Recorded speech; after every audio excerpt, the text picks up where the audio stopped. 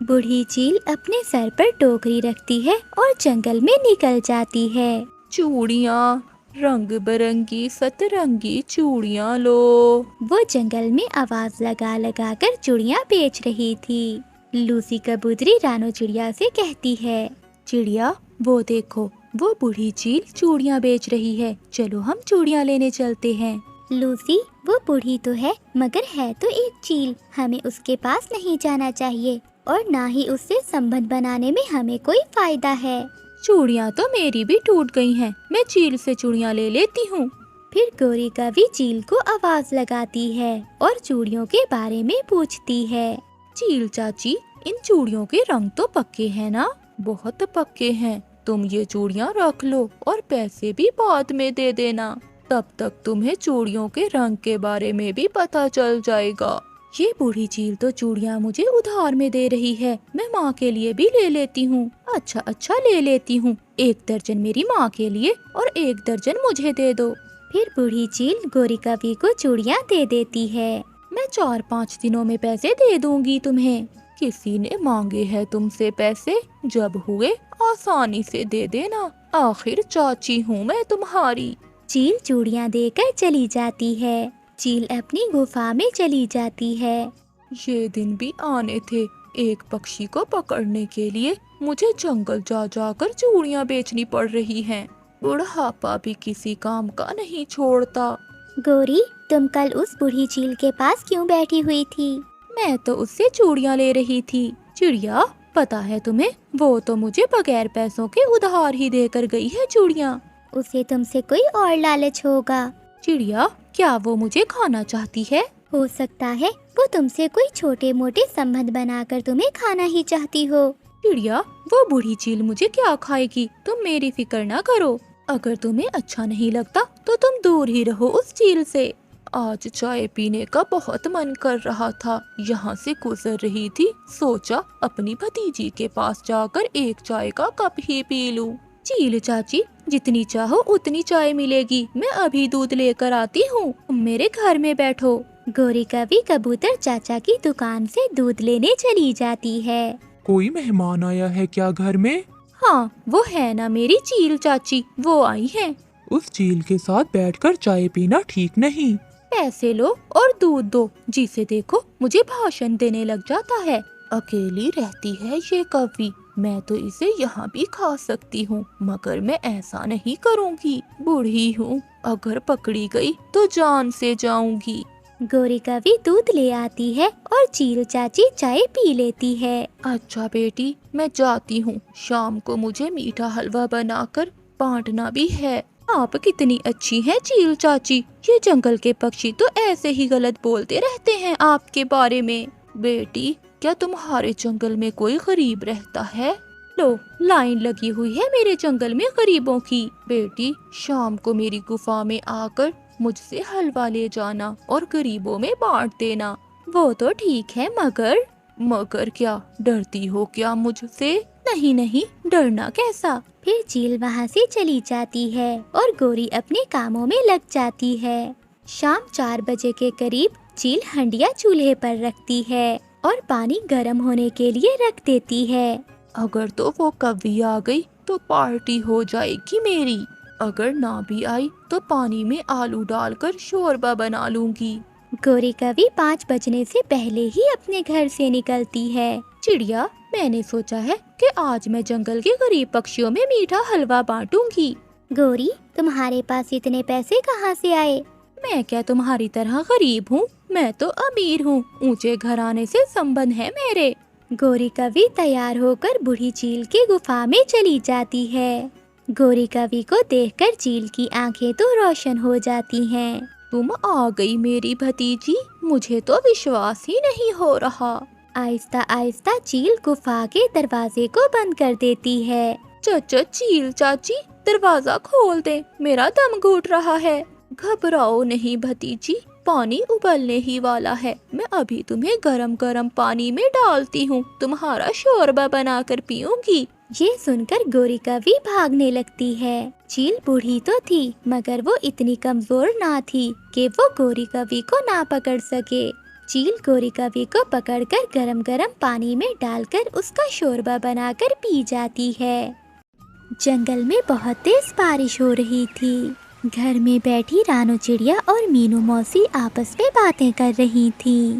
मीनू मौसी, 3 दिन से लगातार बारिश हो रही है, अब इस बारिश को बंद हो जाना चाहिए।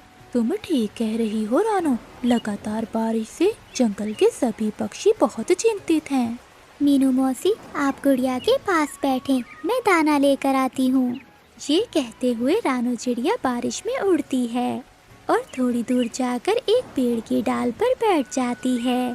तभी रानू चिड़िया की नज़र एक कबूतर के बच्चे पर पड़ी जो बारिश में भीग रहा था। अरे, ये कबूतर का बच्चा तो ठंड में कांप रहा है, लगता है ये अपने घर का रास्ता भूल गया है। रानू चिड़िया ने इतना कहा ही था कि रानू की नज़र सामने एक पेड़ पर जाती है जहाँ एक कौवा बैठा था। ये कौवा तो हमारे जंगल का नहीं लगता, ये तो किसी और जंगल का मालूम होता है। फिर रानू चिड़िया उड़ते हुए कौवे के पास पहुंची। कौन हो तुम? मैं अपने जंगल के सभी पक्षियों को जानती हूँ, तुम तो हमारे जंगल के नहीं लगते। तुम ठीक कह रही हो, मैं इस जंगल का नहीं हूँ। मैं तो इस जंगल से गुजर रहा था कि तभी बारिश शुरू हो गई। बस बारिश से बचने के लिए मैं इस जंगल में रुक गया। जब बारिश रुक जाएगी तो मैं यहाँ से चला जाऊँगा। ठीक है कौवे। इतना कहते हुए रानू चिड़िया कबूतर के बच्चे के पास जाती है। अरे बेटा, तुम यहाँ क्या कर रहे हो और तुम्हारी मम्मा कहाँ है और तुम्हारा क्या नाम है? मेरा नाम गोलू है, मैं बारिश में खेल रहा था, खेलते खेलते यहाँ आ गया, अब मैं रास्ता भटक गया हूँ। गोलू बेटा, तुम चिंता न करो, मैं तुम्हें तुम्हारे घर ले जाऊंगी। आंटी, मेरी मम्मा मुझे मना कर रही थी मगर मैंने अपनी मम्मा की बात नहीं मानी। बेटा, तुम्हें अपनी मम्मा की बात माननी चाहिए थी, चलो मेरे साथ। रानू चिड़िया गोलू को साथ लेकर जाती है कि तभी गोलू की मम्मा गोलू को ढूंढते ढूंढते वहाँ पहुँच जाती है। गोलू अपनी मम्मा को देखकर फौरन से लिपट जाता है। गोलू बेटा, तुम कहाँ गए थे? तुम्हें पता भी है मुझे कितनी चिंता हो रही थी। मम्मा, मैं आपकी हमेशा बात मानूंगा। बेटा, अब आप अपनी मम्मा के साथ चले जाओ और जब तक बारिश नहीं रुकती बाहर खेलने नहीं जाना। गोलू अपनी मम्मा के साथ चला जाता है और रानू चिड़िया वापस अपने घर में आती है।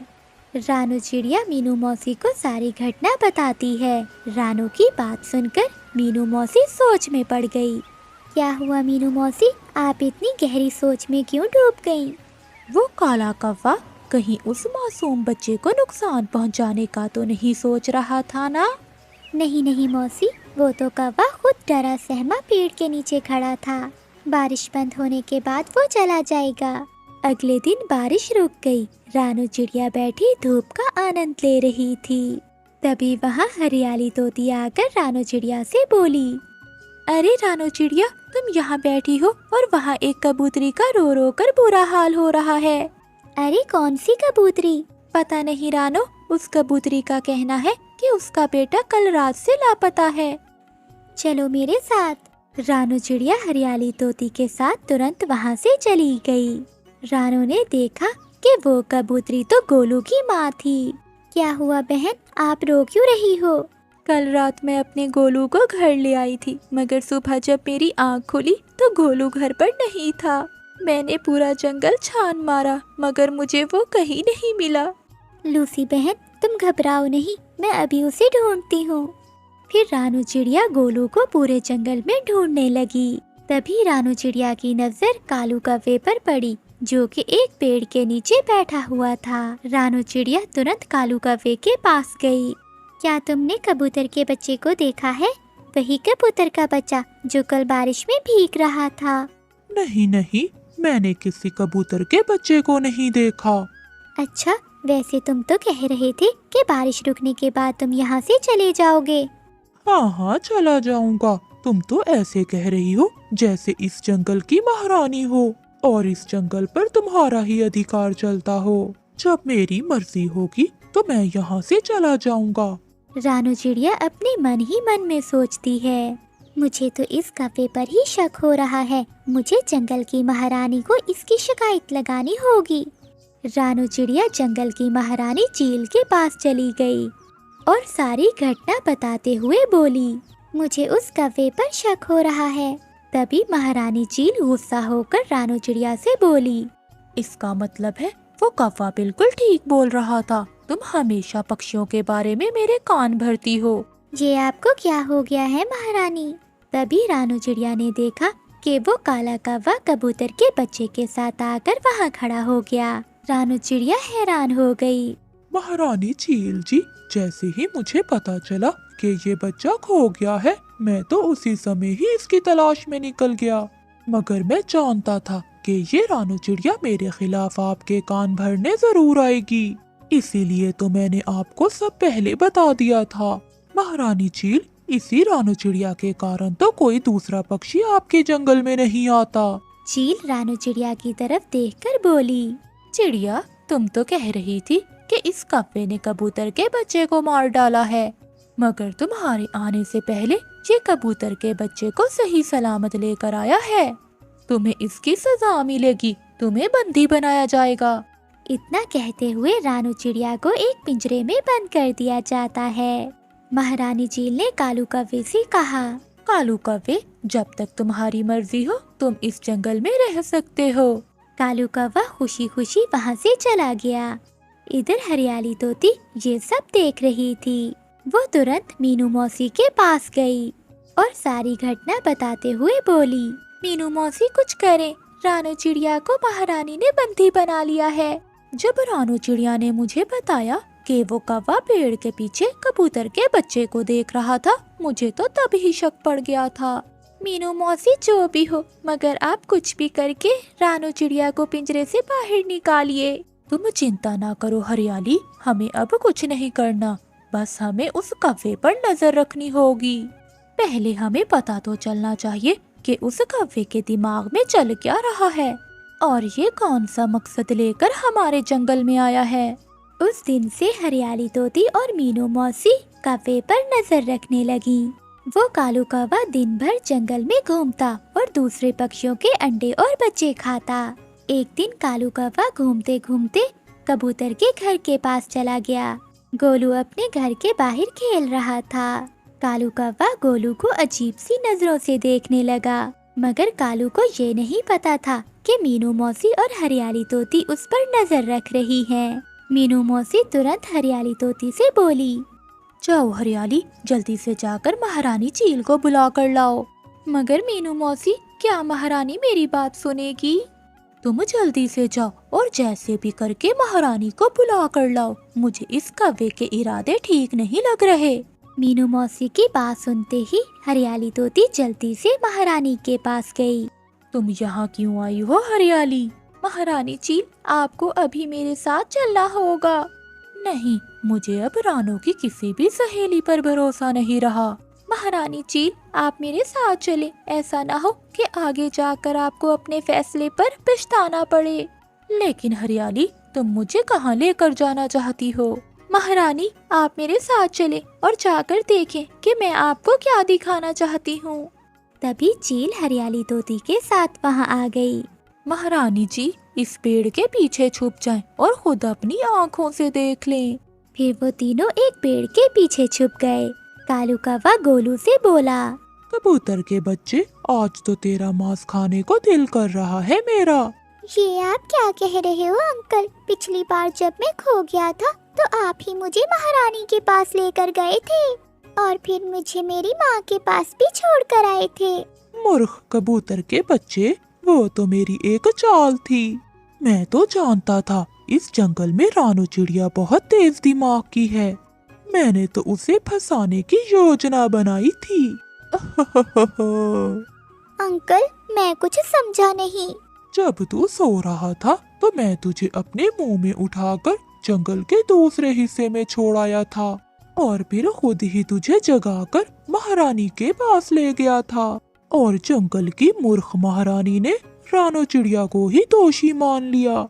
अब मुझे कोई खतरा नहीं। अगर मैं तुझे खा भी जाऊंगा तो जंगल की महारानी मुझ पर कोई शक नहीं करेगी और फिर तुझे खाने के बाद जंगल के सभी पक्षियों के बच्चे और अंडे खा जाऊंगा। ये सब सुनते हुए महारानी चील वहाँ आ गई। महारानी चील को देखकर कालू कौवा बहुत डर गया। अच्छा कालू कौवे, ये थी तुम्हारी चाल। तुमने जंगल की सबसे तेज पक्षी रानो चिड़िया को मेरे हाथों से बंदी बनवाया। अब तो तेरी खैर नहीं, मैं तुझे जिंदा नहीं छोड़ूंगी। तभी महारानी चील ने उसी समय कालू कौवे को मार दिया और महारानी चील मीनू मौसी से बोली, मीनू मौसी, मुझे माफ कर दे, मुझसे गलती हो गई। कोई बात नहीं महारानी, वो कौवा बहुत चतुर था। फिर महारानी चील ने रानो चिड़िया को आजाद कर दिया, लेकिन इस बार सबकी हीरो मीनू मौसी बन गई। गोरी कौवी और कालू कौवा सुनहरी चील के पड़ोस में रहते थे। उनका जंगल सूख चुका था। एक तो वो कौवे बहुत आलसी थे, दूसरा वहाँ कई अरसे से बारिश न हुई थी। कालू जी, अब हमारे जंगल में सभी फल खत्म हो गए हैं। मुझे तो डर लगता है कि हमारी ये पड़ोसन चील हमें ही न खा जाए। वो चील बूढ़ी हो गई है, उसने मांस खाना छोड़ दिया है। तभी सुनहरी चील कौवा और कौवी के पास आती है। कौवे और कौवी, मैं पूरा जंगल घूम कर आई हूँ, मगर मुझे कहीं से कोई फल नहीं मिला। चील दीदी, हम भी कल से भूखे हैं। तुम दोनों दूसरे जंगल जाओ और किसी पक्षी को अपनी बातों में फंसाकर मेरे पास लेकर आओ। मैं अब बहुत ज्यादा कमजोर हो गई हूँ। जब तक मैं मांस नहीं खाऊंगी तो मेरे शरीर में ताकत नहीं आएगी। ये कहते हुए सुनहरी चील वहाँ से चली जाती है। कालू जी, वही हुआ ना जिसका मुझे डर था। इसे मांस खाने की आदत है, अब ये मांस खाकर ही रहेगी। अब हमें किसी पक्षी को धोखे से इस चील का भोजन बनाना होगा, वरना ये चील हमें मारकर खा जाएगी। चलो गोरी, हम दूसरे जंगल चलते हैं और वहाँ किसी पक्षी को अपनी बातों में फंसाते हैं। कौवा और कौवी उड़ते हैं और दूसरे जंगल जाते हैं। एक पेड़ की डाल पर बैठा हुआ मिठू तोता एक कच्चा अमरूद खा रहा था। कौवा और कौवी मिठू तोते के पास जाती हैं। मिठू तोते, ये क्या, तुम कच्चा अमरूद खा रहे हो? अभी अमरूद कच्चे हैं और कोई फल मिला नहीं, सोचा यही खा लेता हूँ। तोते, तुम हमारे साथ चलो हमारे जंगल। वहाँ इतने बड़े बड़े पेड़ हैं अमरूदों के, और उन पेड़ों पर अमरूदों का फल पका हुआ है। वो अमरूद तो पक पक कर नीचे गिर रहे हैं।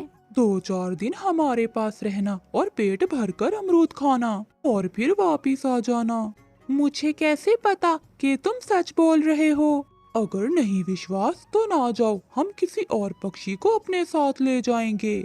नहीं नहीं, मैंने कब कहा, मैं जाऊंगा, मैं आपके साथ जाऊंगा और अपना फेवरेट फल मजे मजे से खाऊंगा। मिठू तोता कौवे और कौवी के साथ उड़ता है। रास्ते में रानो चिड़िया उन्हें रोक लेती है। मिठू भैया रुकें, आप कहाँ जा रहे हैं? चलें, आप मेरे साथ चलें। आज हम दाना ढूंढने पहाड़ों की ओर चलेंगे। मिठू नहीं खाएगा अब दाना वाना। मिठू भैया, ये कौवी कौन है और तुम इनके साथ कहाँ जा रहे हो? कालू कौवा मिठू के कान में कहता है। अगर तुमने चिड़िया को बता दिया कि तुम हमारे साथ अमरूद खाने जा रहे हो तो चिड़िया भी हमारे साथ चली जाएगी। इसे सच ना बताना। मिठू तोता कौवे की बात मान लेता है। मिठू चलो, हमें देर हो रही है। ये मेरे दोस्त हैं और मैं अपने दोस्तों के साथ इनके जंगल में कुछ दिन गुजारने जा रहा हूँ। ऐसी अजनबी पक्षियों पर विश्वास मत करो मिठू, ये तुम्हें धोखा भी दे सकते हैं। चुप चुप कर जा छोटी चिड़िया, ये जंगल तुम्हारा है इसीलिए चुप हूँ। अगर तुम मेरे जंगल में होती तो अब तक तेरे पंख तोड़ देती। जाओ जाओ, बड़े देखे हैं तुम्हारे जैसे काले कौवे। चल मिठू दोस्त, छोड़ो इस चिड़िया की चूं चूं को। फिर मिठू तोता उन कौवों के साथ उड़ता है। ये जंगल तो सूखा हुआ है, यहाँ तो कोई भी पेड़ पौधा नहीं है। थोड़ा आगे आगे बहुत बड़ा झरना है, उसके पास में ही है अमरूदों का बाग। वो तीनों फिर से उड़ते हैं। एक सूखे पेड़ पर चील के घर के पास जाकर वो सब रुक जाते हैं। तोते, मैं तो थक गई हूँ, चलो हम घर से जाकर थोड़ा ठंडा पानी पी लेते हैं और फिर आगे का सफर करते हैं। क्या अभी और भी आगे जाना है?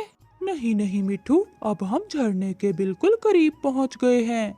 मिठू तोता कौवों के साथ चील के घर में चला जाता है। सामने चील को बैठा हुआ देखकर मिठू तोता पीछे मुड़ता है, मगर कालू कौवा दरवाजा बंद कर देता है। लो जी चील दी, तुम्हारा काम हो गया। अब तोते तुम बैठकर यहाँ खाओ मीठे मीठे अमरूद। मेरे दोस्त कव्वे बहुत अच्छे हैं। ये धोखा है, तुम दोनों ने मुझे धोखा दिया है। मेरा पेट तो भरता ही धोखे से है। अगर तुम्हें ये कव्वे धोखा ना देते तो तुम इनके साथ यहाँ कैसे आते? मिट्ठू तोते, हमने तुम्हें धोखा नहीं दिया, बल्कि तुम्हारी लालच ने तुम्हें धोखा दिया। फिर सुनहरी चील मिट्ठू पर हमला करती है और उसे मारकर खा जाती है। अब तो चील के मुंह को खून लग चुका था। 2 दिन ही गुजरते हैं, वो फिर से कालू कव्वा और गोरी कव्वी के पास जाती है। उस दिन बहुत मजा आया ताज़ा ताज़ा मांस खाने का।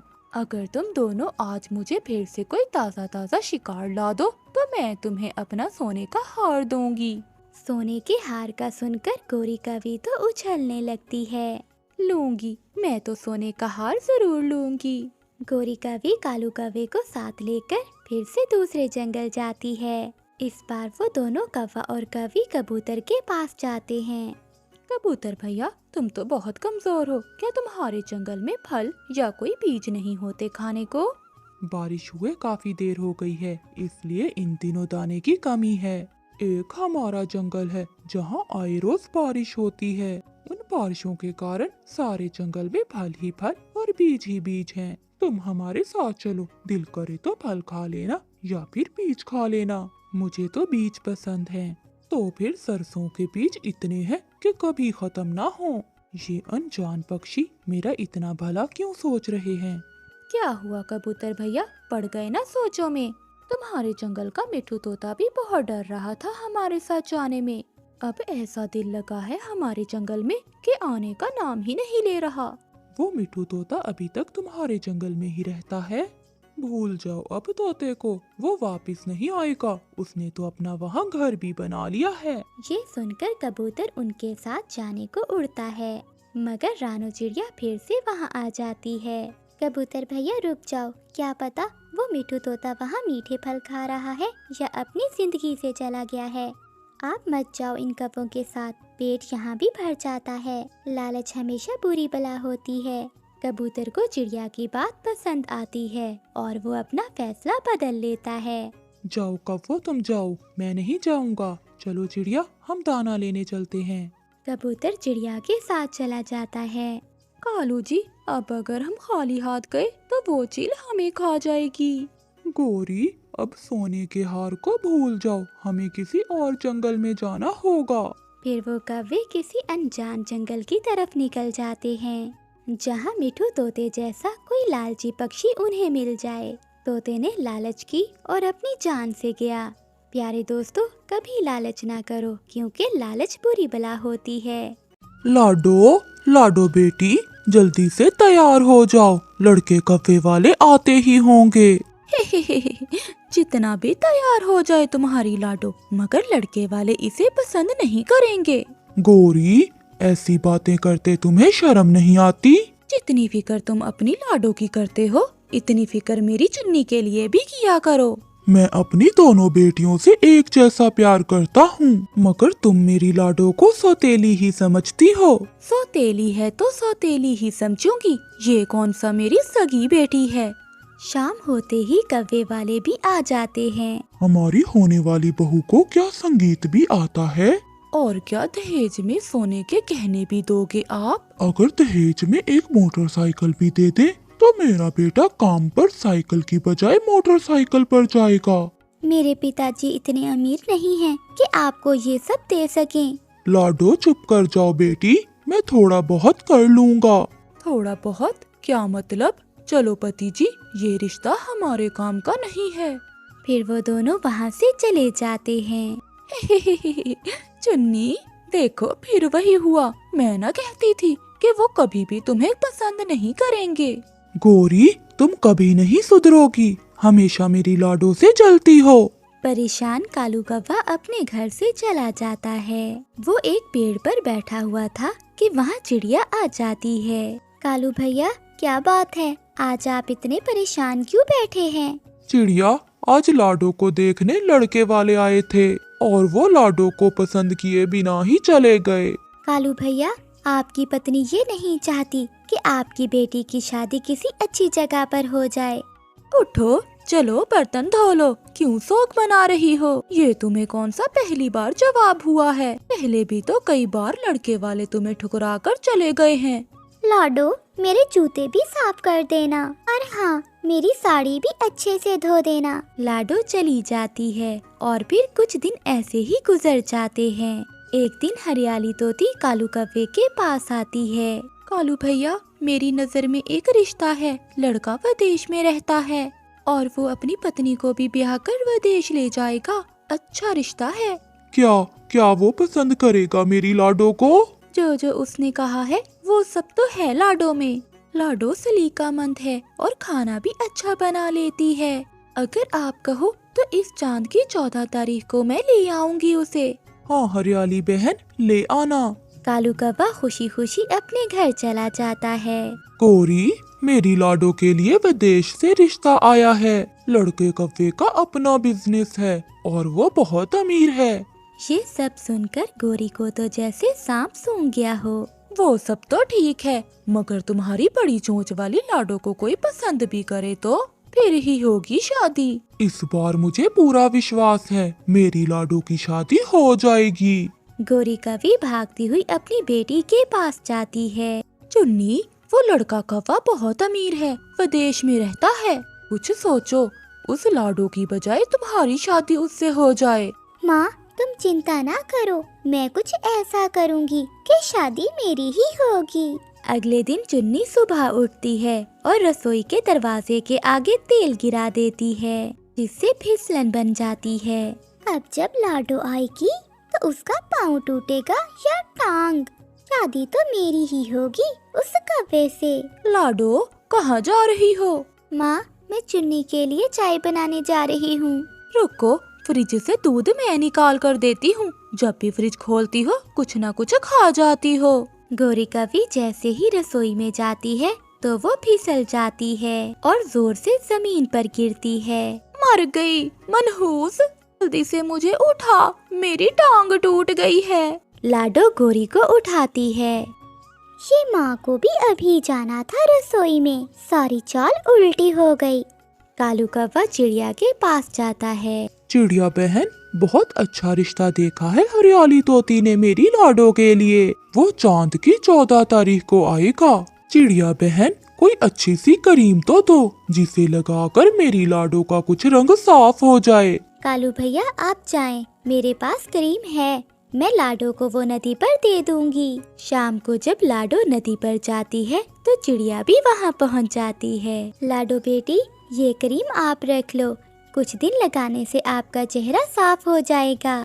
ऊपर पेड़ पर बैठी हुई गोरी कौवी सब देख और सुन रही थी। बहुत साफ होगा, मैं देखती हूँ कैसे साफ होता है इस लाडो की बच्ची का चेहरा। शुक्रिया आंटी, आप सब मेरा बहुत ख्याल रखते हैं। सच पूछे तो आपकी वजह से मुझे कभी मम्मा की कमी महसूस नहीं हुई। भागी भागी गोरी कौवी भी अपनी माँ के पास जाती है। माँ, कुछ ऐसा करो जिससे उस लाडो का चेहरा खराब हो जाए। उसे देखने लड़के वाले आ रहे हैं। गोरी बेटी, ऐसा क्यों? होने दो उसकी शादी, तुम्हारी तो जान छूट जाएगी।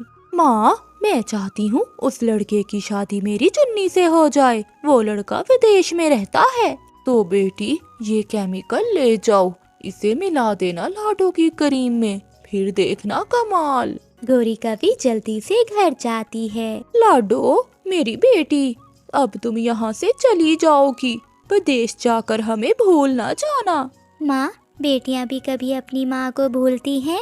मुझे पता है मैं आपकी सगी बेटी नहीं हूँ, मगर मैं आपसे बहुत प्यार करती हूँ। जब से माँ को मालूम हुआ है कि लाडो छोड़कर विदेश चली जाएगी, माँ तो मुझसे प्यार करना छोड़ गई है। जाओ लाडो बेटी, मेरे लिए एक गिलास पानी तो लाओ। फिर जैसे ही लाडो पानी लेने जाती है तो गोरी कौवी लाडो की क्रीम में वो केमिकल मिला देती है। लाडो नदी पर थी और घर में चुन्नी अकेली थी। बड़ी क्रीमें लगा रही है आजकल ये लाडो, मैं ये क्रीम लगा लेती हूँ। कैसे भी हो उस कौवे से शादी तो मेरी ही होगी। लाडो बेटी, मुझे अभी हरियाली मिली है। उसने मुझे बताया है कि लड़के कौवे वाले आ रहे हैं। माँ, माँ, ये क्या हुआ मेरे साथ? माँ, मेरे चेहरे पर ये निशान कैसे बन गए? माँ, मेरे चेहरे पर जलन हो रही है। फिर सब वहाँ आ जाते हैं। चुन्नी बेटी, क्या तुमने वो लाडो की क्रीम तो नहीं लगाई जिसमें मैंने केमिकल मिलाया था? हाँ माँ, मैंने वही क्रीम लगाई है। तुम माँ बेटी जलन में इतना बढ़ सकती हो, ये मैंने सोचा नहीं था। फिर लड़का कौवा आता है। उसे लाडो पसंद आ जाती है और वो उसे ब्याह कर ले जाता है। चुन्नी और गोरी अपना सर पकड़कर रो रही थी। प्यारे दोस्तों, इस कहानी को लाइक, चैनल को सब्सक्राइब और अपने दोस्तों के साथ शेयर करना मत भूलिएगा। आपका धन्यवाद। सोनो और मोनो दो बहनें थीं। सोनो बहुत सुंदर थी। वो हर समय अपनी सुंदरता पे बहुत घमंड करती थी और हर समय वो अपनी बहन मोनो से लड़ाई करती थी। सोनो और मोनो, आप दोनों जाओ और नदी से पानी पियाओ। नहीं मम्मा, मैं मोनो के साथ नदी पर पानी पीने नहीं जाऊंगी। मैं सुंदर हूँ और मुझे मोनो के साथ कहीं बाहर जाना अच्छा नहीं लगता। सोनो बहन, मैं जैसी भी हूँ, मैं हूँ तो आपकी बहन। आप ये याद रखना, मुश्किल समय में मैं ही काम आऊंगी। मुझे जरूरत नहीं है तुम्हारी। ऐसा कहते हुए सोनो घर से निकल जाती है। वो रास्ते में जाकर एक छोटे कौवे के पास बैठ जाती है। सोनो सोनो, चलो खेलने चलते हैं। चल चल काले कौवे, मैं खेलूंगी, वो भी काले कौवे के साथ। ऐसा नहीं हो सकता। इसने मुझे काला कौवा कहा, इसे तो मजा चखाना होगा। सोनो सोनो, तुम कितनी सुंदर हो। मेरे घर टीना आई हुई है। वो किसी सुंदर पक्षी को देखना चाहती है। क्या तुम चाहोगी कि मेरी दोस्त टीना तुम्हें देख ले? हाँ हाँ, सब मुझे ही देखना चाहते हैं क्योंकि मैं हूँ ही इतनी सुंदर। लेकिन मैं दोस्ती नहीं करूँगी तुम्हारी दोस्त टीना से, ये बात याद रखना। दोस्ती ना करना, मगर अपना सुंदर सा चेहरा तो दिखा दो मेरी दोस्त को। अपनी तारीफें सुनकर सोनो जग्गू कौवे के साथ चली जाती है। दोस्त छोटे मिट्टू, मेरी बहन सोनो भी तो नदी पर आई थी, वो कहाँ है? सोनू, वो तो उस छोटे बुरे कौवे के साथ बैठी हुई थी। मैंने सोनू को उसके साथ जाते हुए देखा है। क्या मेरी बहन उस बदमाश कौवे के साथ गई है? वो मेरी बहन को नुकसान भी पहुंचा सकता है। मोनो वहाँ से भागती है। जग्गू, कहाँ है तुम्हारी दोस्त? मेरी दोस्त इस पेड़ के खोखर में बैठी है। बस तुम एक बार अंदर जाकर अपना चेहरा दिखाकर आ जाना, फिर मैं तुम्हें मीठा एप्पल भी दूंगा। इतनी दूर से आई है तुम्हारी दोस्त। अब मैं इतनी भी मगरूर नहीं हूँ कि अपना चेहरा ना दिखाऊं।